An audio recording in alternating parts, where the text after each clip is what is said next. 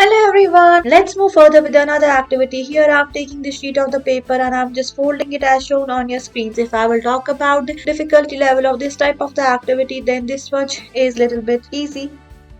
Let's move further. For this I'm taking the sheet of the paper and I'm again folding it, creating some of the creases. From the center area you just have to fold the edges as shown here. The corners are again just rolled over one another in a crisscross manner. After that, the creases that we have created, we have to just fold them according to the creases as shown here. This looks so good and easy. It's just a paper purse, or you can just decorate it like the envelope.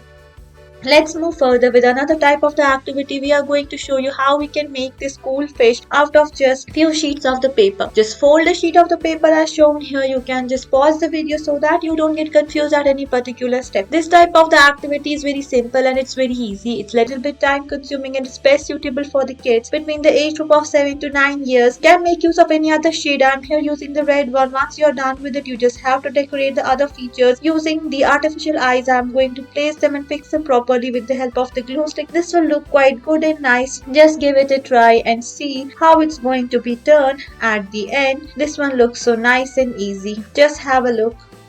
Let's move further with another activity. For this one, you may require a sheet of the newspaper and then you just have to fold it in the different directions. Just pause the video and be focused where you have to fold it, what kind of the shape you have to create. This type of the activity is very cheaper because you don't need to buy anything from the market. Just you can make this thing out of the leftover newspapers, old newspapers, and you're done. Thank you.